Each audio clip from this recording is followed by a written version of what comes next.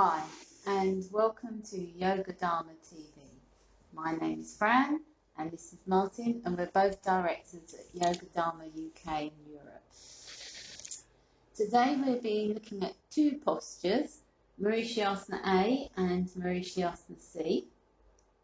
Martin will be adjusting and explaining what's going on whilst adjusting. There'll be some verbal adjustments as well as physical adjustments, and I will be the student. Okay, to the first adjustment in Marichyasana A. So just a few words about basic alignment, but there are some other videos with the alignment more in detail. So ideally, the outside edge of the foot of the bent knee is going to be in line with the outside edge of the hip. The foot's going to be straight, in line with the shin, the knee and the hip.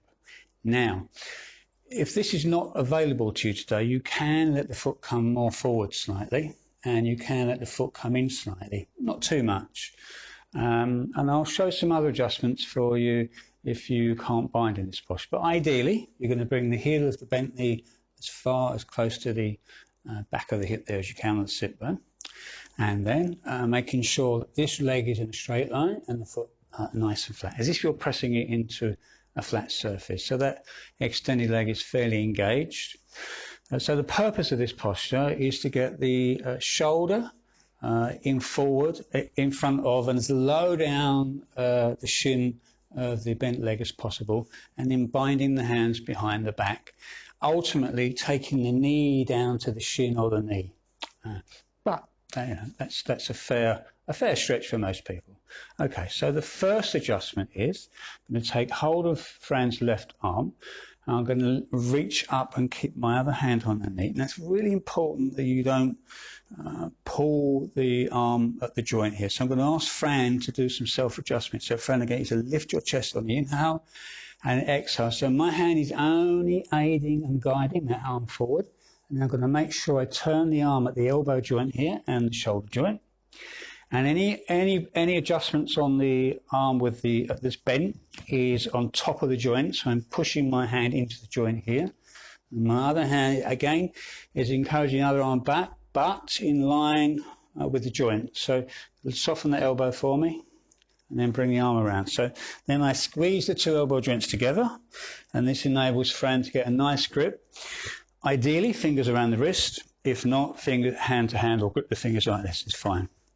So for a student that has got fairly tight hips, my left hand is around the left knee. It's pulling the knee back, and my right hand is lengthening the trunk. So the palm of my right hand is pushing down, but it's also lengthening at the same time. Now, ultimately, the nose is going to come down to the knee, so I can give a bit more pressure to Fran here, just to give it a little bit more encouragement. And then we're going to relax out of that posture. So just allow everything to relax for a moment. So if you've got a student who is a little bit more flexible in the hips, then instead of pulling the knee back, you push the knee forward and then take the nose to the shin, exactly the same way with the pressure on the right hand. Okay, Fran, you can come back out, just unlock yourself gently, ease any tension. So an adjustment for maybe students who haven't got quite the flexibility to maybe bind, or maybe not as tight open in the hips as would need to be in order to come into a full flexion and bind. So Fran, you're going to talk us through these adjustments? Yeah. So if your student isn't quite as flexible, one thing you could do is actually ask the student to put a bolster under their knees. So if you could get me a bolster, please, Marcus.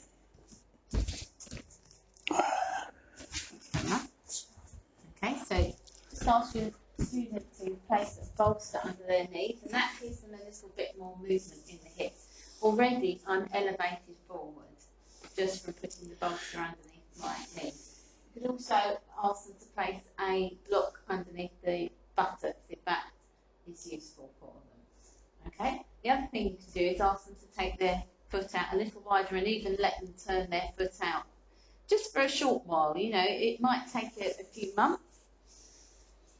So I have my right leg forward, so I'm going to ask my student to place the right hand on the floor, and then ask them to start to press the left buttock into the floor as they elevate the left arm. So the left arm's elevated all the way to the ceiling. I'm opening up the armpits. I'm wrapping the shoulder around my armpit. I'm going to take an in-breath and then exhale, ask my student to tip forward as they push the buttocks into the floor. Okay? So they're tipping forward as far as they can and they're reaching out as far as they can through the left fingertips, wrapping that left arm around the outside of the shin. Now, if they're less flexible, they're probably only going to get their hands onto the floor, and they may even need a block underneath that left hand. They're going to press the hand into the floor, and then think about pressing the arm into the shin, and the shin into the arm. So that way, my hip starts to drop down. As I do that, my chest starts to ease forward. Okay? So after a few months, they may start to be able to release the hand back behind them, okay, and the other hand behind the back. You can ask them to take a strap behind the back. They can pull on the strap behind the back. As they pull on the strap, their chest starts to lift and open, okay? And then at that point, they can start to think about clasping fingers. As they do so, they're starting to turn the toes in and drop the buttocks down and lift the knee up. Can I just add one more thing about the shoulders here? Just maybe sometimes what helps if your student's a bit tense in the shoulders. So friend, I'm going to ask you to let the arm go loose. I'm going to hold the arm up here so the student has to be fairly loose. My other hand is on the shoulder. Just going to just wiggle that arm around the shoulder joint. And what happens is, as long as you're careful and making sure you support the joints, what that normally does is it gives the student another ½ inch or an inch on the reach behind the back, and then again, if you press those two elbows together, you can usually get a much tighter bind.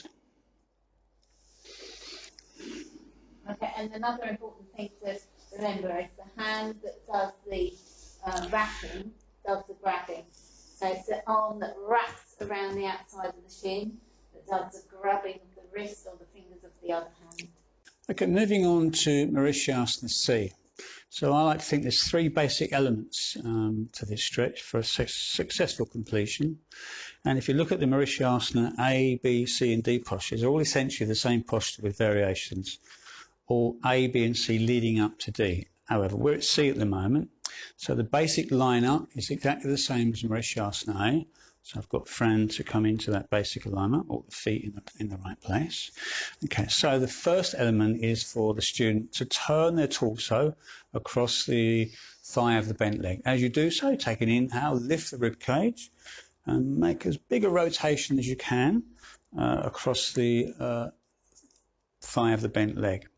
So you've reached up on the inhalation. Now the next part of the exercise is a full flexion. So on the exhale, you do your forward bend. So tuck it in as close and tight as you can. At that point, if you're adjusting, again, and being very careful to make sure I turn the arm on the joint. So the shoulder joint, then the elbow joint. Again, my heel of my right hand is encouraging the adjustment at the top of the joint, so there's no pressure on the joint. And the second part of the exercise, or continue the second part, is to bring that left hand around. Now, if you can get your student to bind, that's fine. Again, both the heels of both hands pushing into the elbow joints, either making that bind much tighter or giving your student the ability to bind.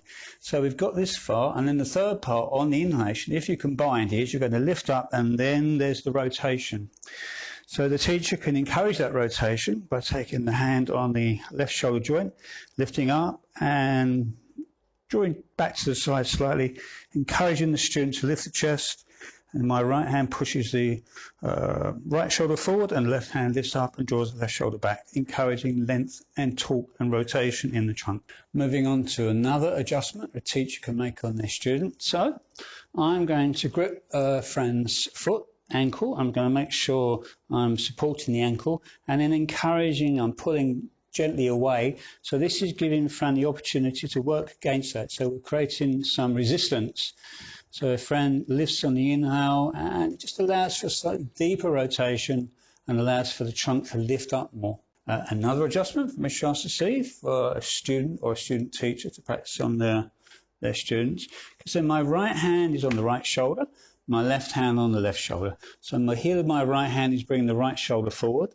The left hand is lifting up and drawing the left shoulder back. Now, Fran, I want you to just propel your sternum forward between that movement. And you can see the extra length and rotation that's allowed Fran to have. Okay, essentially the Marichyasana sequence is a sequence of squats. So if your student is a bit tight, hasn't got a very deep squat, then you can use a block to set the hip of the bent leg on, and you can also use that hand on the block as well. So that just allows the student to adjust that squat, allows them to come into posture if they haven't got such a deep squat. Okay, so this video, that's completion of Marichyasana A and Marichyasana C. We hope you enjoyed this video. If you did, it would be great if you could press that like button. Also, it's really good for us if you could subscribe. If you've got any comments, leave them in the box below and we will get back to you straight away. There's loads more information on the website. Our website is in the description below. So anyway, we hope you enjoyed it. That's all for now. Just look out for the next one coming soon. Bye-bye. Thank you.